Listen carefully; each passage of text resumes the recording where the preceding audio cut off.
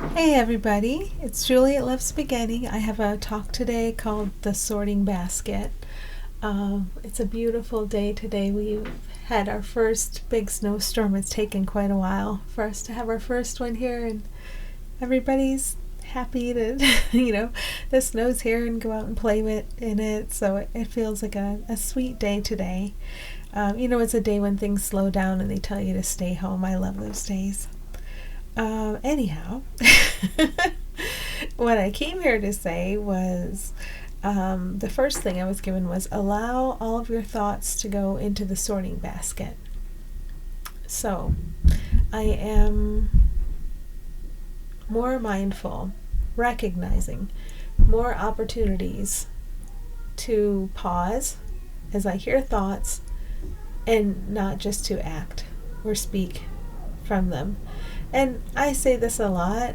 It's the same thing I've always said, but I feel like there's a new layer where it's more, calm or measured or supported, that I hear the thought and there is this luxury of space, this luxury of time to pause and allow it to be sorted for me, because there are many garbage thoughts that come to me, many of them. And I have to allow the garbage thoughts to be put into the garbage. It's like this pause to allow the sorting to be done for me, and to allow the true or real thoughts, the thoughts that I should follow, the thoughts that make sense. And I'm not in charge of that. I feel like it's being done for me, almost like there's this little machine the thoughts get cranked through or something. I don't know. They get spit out, and the ones I'm supposed to have will stay, and the ones I don't need to have will be carried away. I feel like I need to allow that service to be done for me, so I need to go slowly, carefully. Like, I'm slow these days, and you could call it lazy. Like, when I have an idea about doing an action, I often just won't. Like, am I going to go out and play in the snow today? I have no idea. But it's okay. These phases we go through, I'm finding, are very healing. And to be taken away from your impulse to act, to cover up and distract this barrage of thoughts that always comes and comes and comes, it's good. It's good to slow down and let everything be sorted out. It's funny to speak and to understand our language is entirely made up of these opposites. It's made from ego, these chopped up little words, each with a separate meaning, and everything sorted into good and bad. And it's incredible that, like, what is prior to the idea of good and bad is here for us, assisting us, even though we've made this illusion, and it's here, and it can guide us through and out of it, and it is us. So that's very comforting. The question that came was, does the thought have a charge? And as we go into our commitment to allow ourselves to notice how we're feeling before we react, before we analyze, before we go to the next thought, how am I feeling? That then we can feel every thought that comes to us, and it's either sent from spirit or ego. There are only two sources for thoughts. Every thought that comes to us, we can notice. Is this peace? Is this light? Is this love? Does it have a charge? Some vibration or feeling to it? It's an offness feeling. It's off. It's, and then we can understand we have to allow that all to be sorted out and to not hold on to the thoughts with a charge. I'm used to holding on to thoughts with a charge, and I still do, because I think they keep me safe, or they keep my world orderly. For example, these children are filthy and they must have a bath. I think that thought keeps me safe. I just gave my daughters a bath this morning, so thoughts like that. To understand that life can operate in the absence of such judgment, and smoothly and well, but not directed by a little and separate one I call me, and not subject to any harm or irritation that could come from other little separate ones I call other ones. It's like prior to or beyond all that. So excuse me, I appreciate the opportunity to see that, to stop, and to allow the sorting It makes me think of the sorting hat in Harry Potter. It's not up to you, the hat decides. So the sorting basket, the sorting hat, they decide, that decides what thoughts are worthy of me and everyone else. And the other ones can just go. They don't mean anything, and they never have meant anything.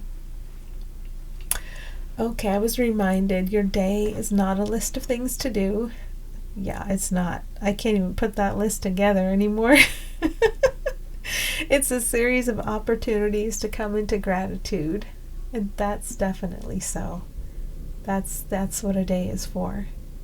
To sink further into, to relax further into what is here for us, and to allow it to run everything, to understand that it's possible to feel gratitude for everyone, and when I don't, to surrender and to ask to be shown.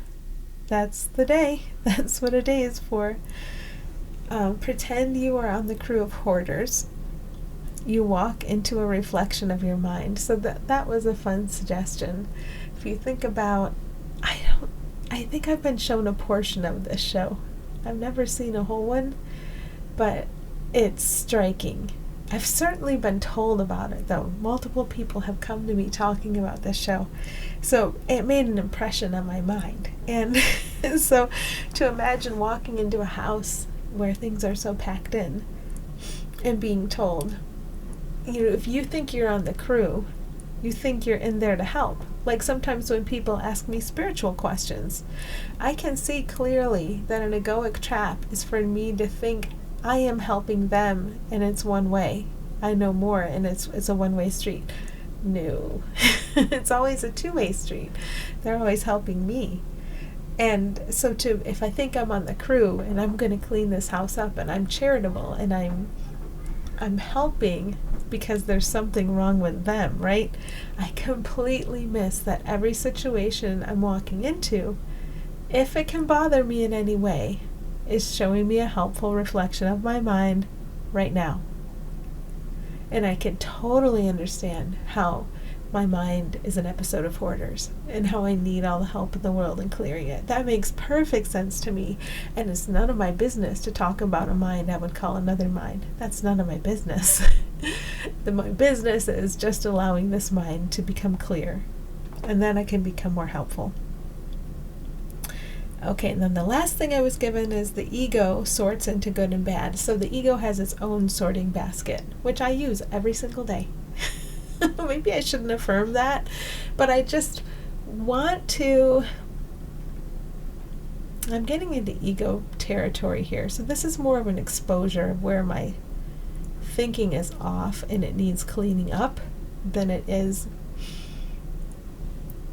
something that will necessarily benefit you. But if you can see me going through my own cleanup process, then that might help you.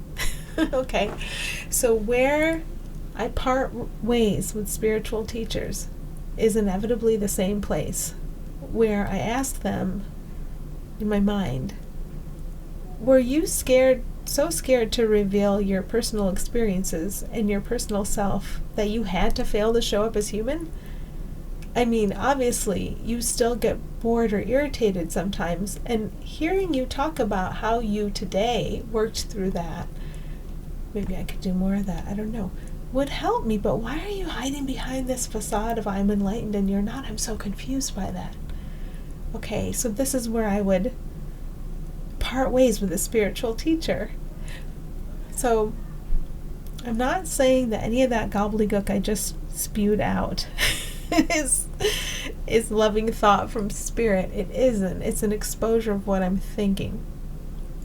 And here's what I'm shown when I'm asking, for the cleanup, is that one helped you because you saw that's a projection.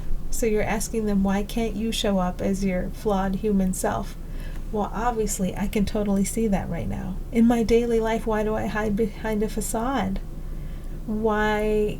I don't want to get too far into analysis because that feels like the wrong place to go, but why can't I show up authentically? I do or I don't. That's a judgment.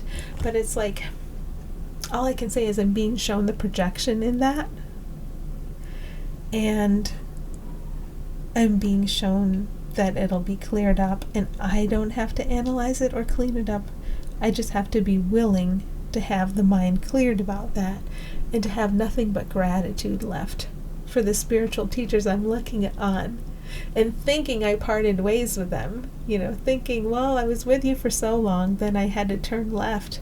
I was with you for so long, then I had to turn right because there was something wrong with you. No, because that's just how this looks. And if instead I could have all this thinking cleared up, and I could be escorted into the ease and the relaxation of gratitude. That feels much better. But I don't have to fake it. I don't have to judgmentally tell myself, look, you should feel nothing but gratitude for these people. Force yourself to do it. That doesn't work. But if I... Hey, Mom. Hello? I'm going to pause for a minute. Well, I love that interruption that came exactly at 11 minutes. That was my daughter. And she came and showed me a picture of, one was a big yellow sun, and then the other one was another sun, and it was outlined in yellow, but the center of it had half red, half blue, like hot and cold.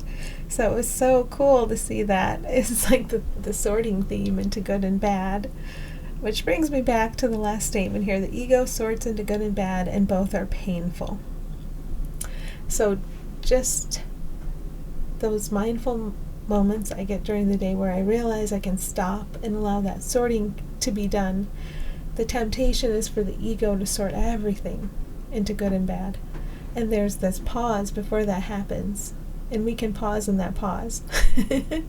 And we can allow that pause to take over the world, to take over everything, and to extend. And in that pause, before it's sorted into good and bad and decided upon and judged, there's all the gratitude in the world for everybody. So the invitation to stay in that pause before we dive into ego and attach is a very helpful one for me, and I appreciate it.